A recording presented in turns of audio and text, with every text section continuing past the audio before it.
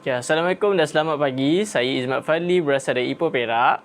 Saya Ayu Sutini berasal daripada Besut Terengganu. Saya Nur Syarina berasal dari Sandakan Sabah. Selamat datang ke inter episode of Urban Jungle Food.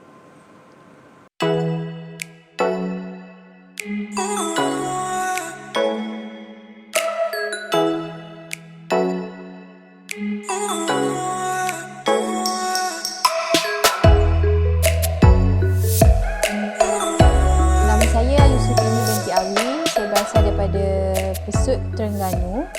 Dan hari ini saya masak bubur lambu. Okay, nama saya Izmat Fadli bin Muhammad Zahir berasal dari Ipoh Perak dan duduk di dalam Ipoh adalah Tambun. Hari ini saya masak bubur anak lebah tapi menggunakan dengan cara saya. Assalamualaikum. Nama saya Nur Syarina binti Masjidil berasal dari Sandakan Sabah. Kenapa saya pilih bubur pisang hijau? Bubur pisang hijau ni dari Sabah. Jadi saya pilih ni sebab makanan Sabah susah mau didapat di Semenanjung ni. So apa salahnya saya buat pisang hijau untuk memperkenalkanlah makanan yang ada di Sabah. Selamat pagi. Hari ini kita akan masak bubur pisang hijau. Bubur pisang hijau ni dia dari Sabah. Bahan utama dia menggunakan pisang raja. Lepas tu barang yang digunakan seperti telur, daun pandan, air, tepung gandum, gula, tepung beras, garam, pelantai dan sagu dan santan. Pertama sekali kita akan buat dia punya bungkusan pisang hijau. Kita menggunakan tepung gandum, telur 1 biji, pewarna hijau dan last sekali air. Sekarang kita bancu tepung ni, saya kasih sebati, pastikan air secukupnya lah. Kita bancu sampai dia sebati. Kalau terlampau cair, boleh letak tepung ni lagi. Gaul sampai tepung ni sebati. Sudah sebati, macam begini. Lepas tu biarkan. Tunggu dia panas. Ambil ni lantang. Lepas tu guna daun pandan ni.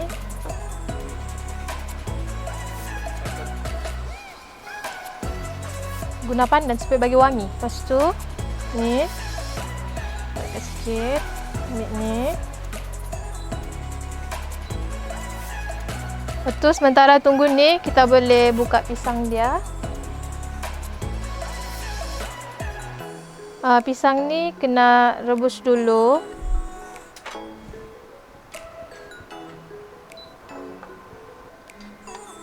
Selepas masak, rupa dia macam ni. Lepas tu kita balut pisang. Pisang ni kita kena rebus dulu supaya dia lembut. Senanglah. Lepas tu balut. So rupa dia macam ni. Lepas tu kita buat kuah dia. Kita letak santan. Santannya ikut resipi lah. Sekarang ni kita guna 1 kg.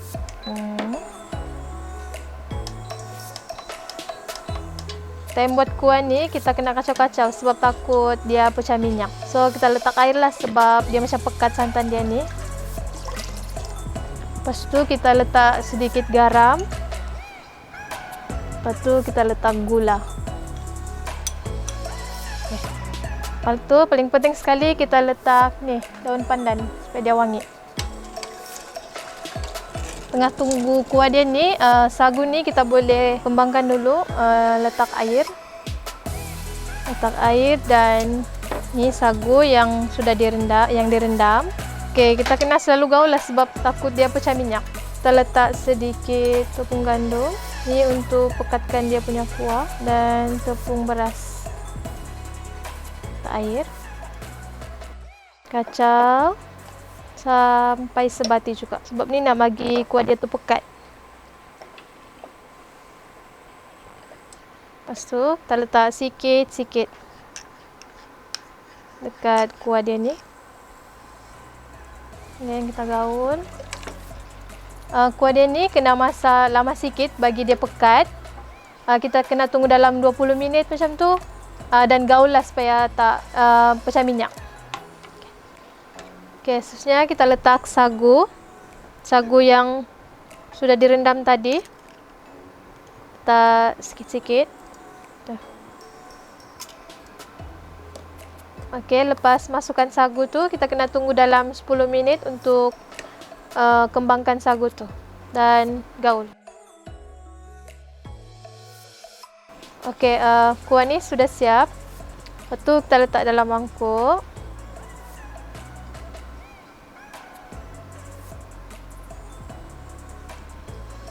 Ni kita letak pisang.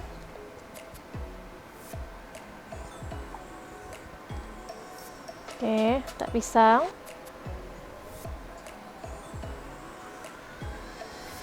Tu letak ni paling penting sekali. Ni paling penting.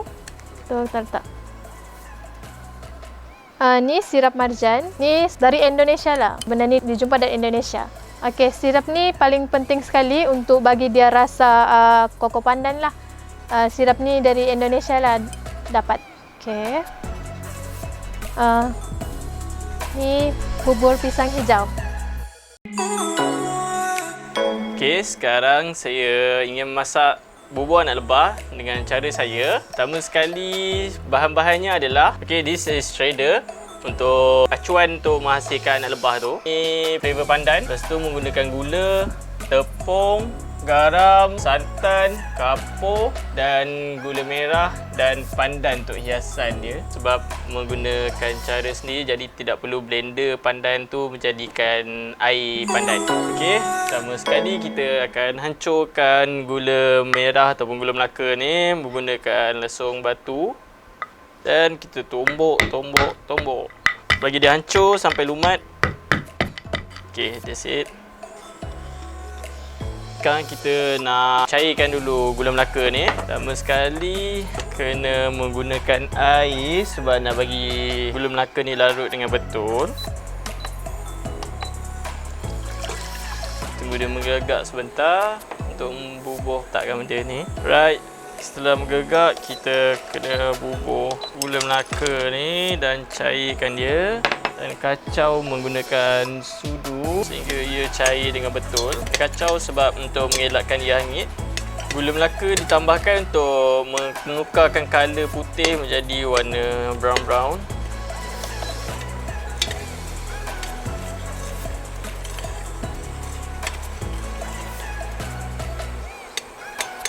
Setelah ia hancur, untuk tak nak bagi dia berketul-ketul, kita taruhkan santan ke dalam periuk.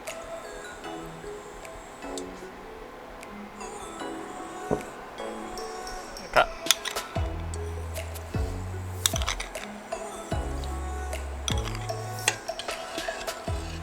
Okey, setelah masuk bahan-bahannya, ia akan jadi seperti ini.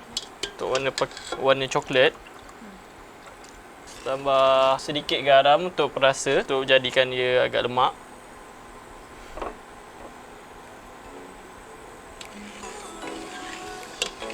Last sekali setelah gaul semua, kita letak pandan.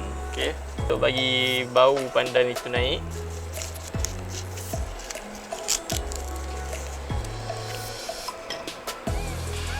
Okey, dan biar ia melegak dan kita akan buat acuan anak lebah itu. Okey, bahan-bahan untuk buat anak lebah ialah tepung dan menggunakan kapur dan esen vanila sebab esen pandan sebab nak gantikan air pandan ni untuk bagi bau pandan dan rasa pandan. Okey, pertama kali kita nak buat acuan untuk anak lebah. First kita bubur tepung ke dalam ni, air santan, pekatkan dia dan sedikit santan untuk gantikan air supaya ia jadi lebih lemak. Dan letakkan kapur ni dan sedikit perasa pandan. Kita mengulikan ia menggunakan tangan sehingga ia menjadi agak slimy, tidak terlalu keras dan terlalu lembut. Kalau lembik, dia tambahkan saja tepung. Okey. Ia akan jadi seperti ini. Kerana ia tak terlalu lembik dan tidak terlalu keras. Sebab untuk menjadikan acuannya. Okey, sekarang kita nak buat anak lebah dia. Setelah siap acuannya dan kita hanya perlu uli di dalam, bukan uli, dan penyekkan dia kat sini.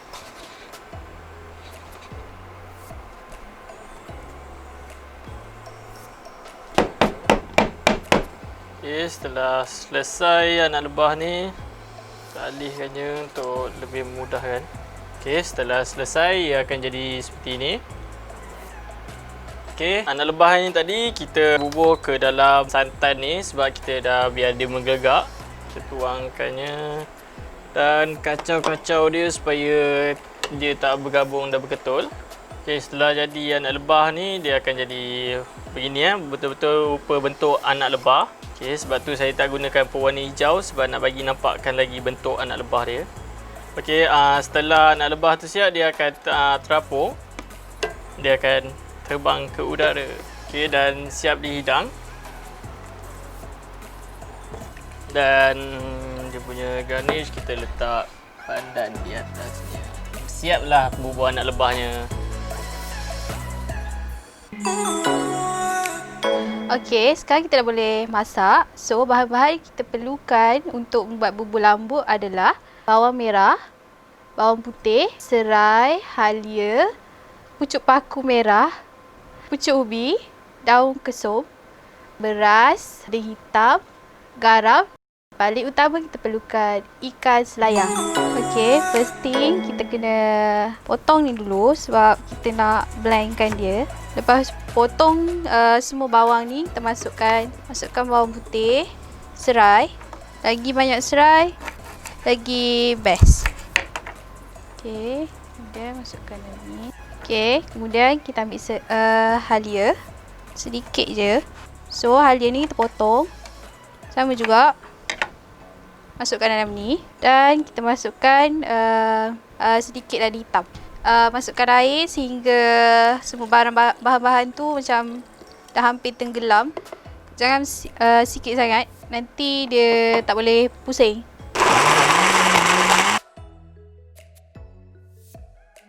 Okey, untuk ikan ni kita gunakan ikan selayang rebus. Dah masak tu, kita akan buang dia punya tulang dan kita akan tumbuk dia. Dan apabila dah tumbuk, dia akan jadi macam ni. Okey, mula-mula kita kena masukkan beras ke dalam pressure cooker. Lepas tu, kita akan biarkan dia, beras tu menjadi bubur.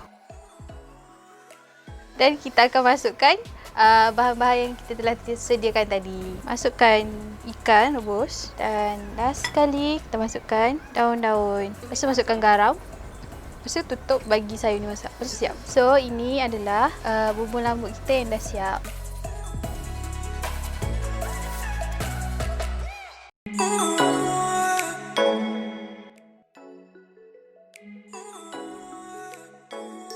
Okey, sekarang adalah masa untuk makan.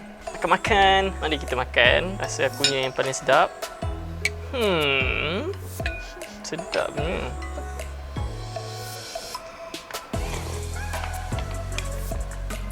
Weh, sumpah sedap tau.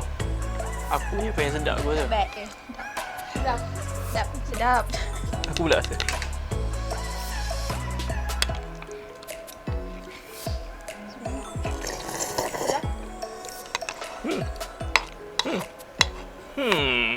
Sedap, sedap. Sedap. Nak rasa? Ada pisang sikit.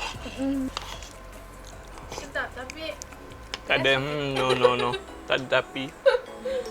Okey, jadi itu saja untuk rancangan hari ini. Dan terima kasih untuk menonton dan jumpa lagi di episod akan datang di Urban Jungle. Ya, bye-bye.